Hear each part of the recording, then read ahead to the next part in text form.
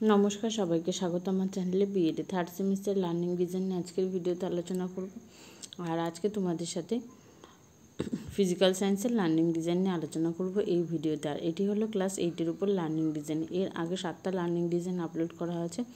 যারা সেই ভিডিওগুলো দেখোনি প্লেলিস্ট চেক করে দেখবে। প্রত্যেকটা সাবজেক্টের জন্য আলাদা আলাদা করে প্লেলিস্ট করা আছে। আর আজকে যেটা নিয়ে আলোচনা করব তার একক হলো কয়েকটি গ্যাসের পরিচিতি। এর অন্তর্গত উপ-একক হলো পরীক্ষাগারে ব্যবহৃত যন্ত্রপাতির পরিচিতি। 2 নম্বর বলা হচ্ছে অক্সিজেনের ভৌত রাসায়নিক ধর্ম। 3 নম্বর অক্সিজেন প্রস্তুতি এবং 4 নম্বর বলা হচ্ছে হাইড্রোজেনের ধর্ম। 5 নম্বর হাইড্রোজেন প্রস্তুতি। আর আজকে ভিডিওতে যেটা নিয়ে আলোচনা করা হয় সেটা হচ্ছে অক্সিজেনের ভৌত ও রাসায়নিক ধর্ম। কি বলা হয়েছে দেখো, শিক্ষণের লক্ষ্য উদ্দেশ্য। বর্তমান পাঠের পর শিক্ষার্থীরা সমর্থ হবে হচ্ছে স্মরণ করা থেকে শিক্ষার্থীরা অক্সিজেনের ভৌত ধর্মগুলো উল্লেখ করতে পারবে। তারপরে বলা হয়েছে শিক্ষার্থীরা অক্সিজেনের বিভিন্ন অক্সাইডগুলির সংজ্ঞা বলতে পারবে। এরপরে বলা হয়েছে শিক্ষার্থীরা অক্সিজেনের শোষকগুলির নাম উল্লেখ করতে পারবে। এর পরবর্তী পয়েন্ট হলো অনুধাবন করা।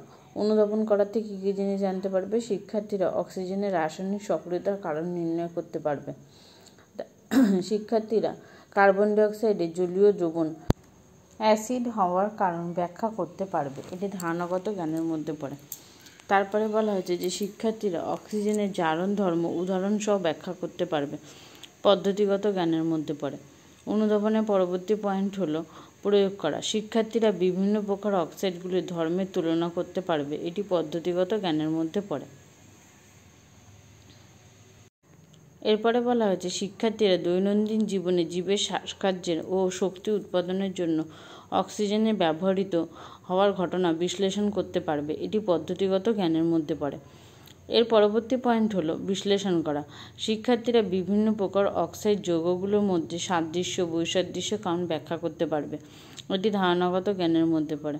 তারপরে আছে যে শিক্ষার্থীরা ম্যাগনেসিয়াম ফিতে অক্সিজেনের উপস্থিতিতে দহনের পর যে সাদা গুঁড়ো পাওয়া যায় তা জলের সঙ্গে বিক্রিয়া ক্ষারকীয় ধর্ম প্রদর্শন করার কারণ বিশ্লেষণ করে তুলতে পারবে। এটি পদ্ধতিগত জ্ঞানের মধ্যে পড়ে। তারপরে মূল্যায়ন করা। মূল্যায়নের মধ্যে বলা হয়েছে শিক্ষার্থীরা বিভিন্ন অক্সাইডের শ্রেণীকরণের জন্য মুখ্য ঘটনাটিকে বিচার করতে পারবে ও শ্রেণীকরণ করতে পারবে। এটি পদ্ধতিগত জ্ঞানের মধ্যে পড়ে। জীবের শ্বাসকার্যের সঙ্গে যুক্ত সবচেয়ে গুরুত্বপূর্ণ প্রক্রিয়া হলো দেহের অভ্যন্তরে কার্বোহাইড্রেট যৌগের অক্সিজেনের উপস্থিতিতে দহন তা বিচার করতে পারবে। এটি অধিজ্ঞানের মধ্যে পড়ে। এর পরবর্তী পয়েন্ট হচ্ছে সৃজন করা। কি বলা হয়েছে? শিক্ষার্থীরা নিজ হাতে কম খরচে অক্সিজেনের বিভিন্ন রাসায়নিক ধর্মগুলো পরীক্ষা করে দেখতে পারবে। এটি অধিজ্ঞানের মধ্যে পড়ে। পরবর্তী পয়েন্ট হলো শিক্ষার্থীদের বিশ্লেষণ এবং প্রাসঙ্গিকতা। অর্থাৎ বর্তমান পাঠের পরিপ্রেক্ষিতে শিক্ষার্থীদের সাধারণ বৈশিষ্ট্যাবলী এবং প্রারম্ভিক আচরণ সুনিশ্চিত করার জন্য শিক্ষক মহাশয় নিম্নলিখিত প্রশ্নগুলো করবেন। এ, পরীক্ষাগারে ব্যবহৃত কয়েকটি যন্ত্রের নাম বলো। বি, বলা হয়েছে অক্সিজেন কি। সি, অক্সিজেন অত্যন্ত প্রয়োজনীয় কেন। তারপরে ডি, বলা হয়েছে যে কতগুলো অক্সিজেনযুক্ত যৌগের নাম বলো। ই, এই যৌগগুলোর মধ্যে কোনগুলোতে অক্সিজেন ধাতুর সঙ্গে যুক্ত হয়েছে। তারপরে এফ, পৃথিবীতে সব জীবেরই কি অক্সিজেন লাগে। জি, খাদ্য থেকে শক্তি তৈরি ও জ্বালানির দহন ছাড়া অক্সিজেনে আর কি কাজে লাগে। তারপরে বলা হয়েছে শিখন সহায়ক উপকরণ নির্বাচন এবং প্রস্তুতিকরণ। এই যে পড়ানোর ক্ষেত্রে আমাদের 2 রকমের উপকরণের প্রয়োজন, একটি সাধারণ উপকরণ এবং একটি বিশেষ উপকরণ। দেখো, পাঠ্যপুস্তক পশ্চিমবঙ্গ মধ্যশিক্ষা পর্ষদের মনোনীত যেই বিষয়টা পড়াচ্ছি সেই বিষয়ের বই, এবং তার সঙ্গে অনেক সময় সহকারী পুস্তক অনেক সহায়িকা আমরা ব্যবহার করতে পারি। সহকারী পুস্তক সেটা বলা হচ্ছে এনসিইআরটি। আর এবারে হচ্ছে শিখন সহায়ক উপকরণ। শিখন সহায়ক উপকরণের মধ্যে চার্টের মধ্যে কী বলা হচ্ছে বিভিন্ন প্রকার অক্সাইডের শ্রেণীবিভাগের চার্ট। তারপরে ব্ল্যাকবোর্ড, শিক্ষক শিক্ষার্থীদের প্রশ্নগুলো বিশ্লেষণ করতে ও রাসায়নিক বিক্রিয়া প্রদর্শনে ব্ল্যাকবোর্ডের সাহায্য নেবেন। শিখন কৌশল, পরবর্তী পয়েন্ট। শিখন কৌশল করার পর প্রথমে আমরা কী করে নেব, একটা ছক করে নেব। সেই ছকে বাঁদিকে লিখে নেব শিখন ক্ষেত্র এবং ডান দিকে প্রাসঙ্গিক কৌশল। তারপরে বলা হয়েছে দেখো যে অক্সিজেনের ভৌত ধর্ম। শিক্ষক শিক্ষার্থীদের সামনে অক্সিজেনের বিভিন্ন ভৌত ধর্মগুলো যেমন বর্ণ, গন্ধ, জলের দ্রাব্যতা, স্ফুটনাঙ্ক, হিমাঙ্ক, আইসোটোপ প্রভৃতি মৌখিকভাবে ও চার্টের মাধ্যমে উপস্থাপন করবেন। এরপরে 2 নম্বরে আছে অক্সিজেনের রাসায়নিক ধর্ম। শিক্ষক মহাশয় অক্সিজেনের রাসায়নিক সক্রিয়তা উল্লেখ করার সময় নিষ্ক্রিয় মৌল ও নোবেল ধাতুর সঙ্গে অক্সিজেনের রাসায়নিক বিক্রিয়া করে না তা উল্লেখ করবেন। তারপরে এ আছে অক্সিজেনের রাসায়নিক সক্রিয়তা ও দহন। শিক্ষার্থীদের সামনে শিক্ষক মহাশয় বিভিন্ন ধাতু ও অধাতুর সঙ্গে অক্সিজেন যুক্ত হবার সময় তাপ ও আলো উৎপন্ন হওয়া এবং পদার্থগুলো নিজে জারিত হওয়ার ঘটনা উপস্থাপন করা হবে। বি বলা হয়েছে যে শ্বাসকার্য। জীবের শ্বাসকার্য ও খাদ্যের দহন ও শ্বসনের জন্য অক্সিজেনের প্রয়োজনীয়তা উল্লেখ করা হবে ও প্রয়োজনীয় বিক্রিয়াটি বোর্ডে লেখা হবে। সি অক্সাইড যৌগ গঠন। শিক্ষক বিভিন্ন ধাতু ও অধাতুর সঙ্গে অক্সিজেন যুক্ত হওয়ার উদাহরণ দেওয়ার মাধ্যমে অক্সাইড যৌগের ধারণার অবতারণা করবেন।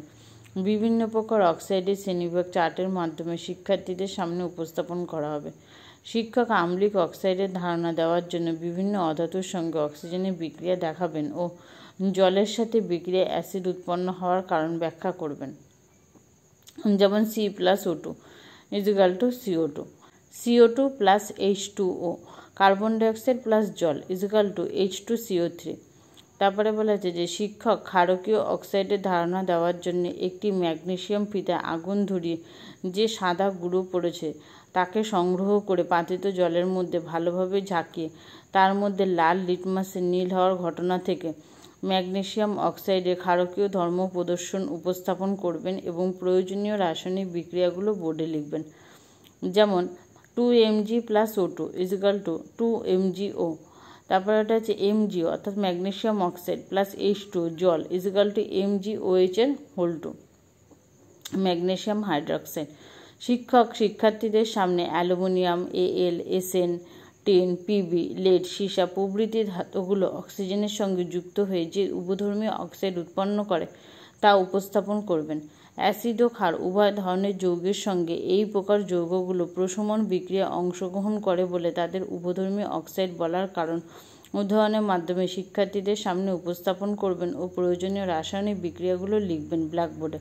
যেমন 4Al + 3O2 = 2Al2O3, Al2O3 + 6HCl = 2AlCl3 + 3H2O, Al2O3 + 2NaOH = 2NaAlO2 + H2O।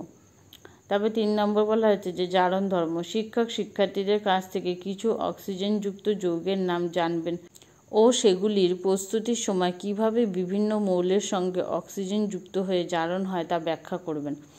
যেমন 2NO + O2 = 2Na2। তারপর 4 নম্বর হচ্ছে অক্সিজেনের শোষক। শিক্ষক শিক্ষার্থীদের নিকট অক্সিজেনের বিভিন্ন শোষকগুলোর নাম উল্লেখ করবেন। এর পরবর্তী পয়েন্ট মূল্যায়নের নকশা। দেখো ওয়ার্কশিট অর্থাৎ পুরো বিষয়টি পড়ানোর পর শিক্ষার্থীদের উদ্দেশ্যে কিছু হোমওয়ার্ক দেওয়া হবে।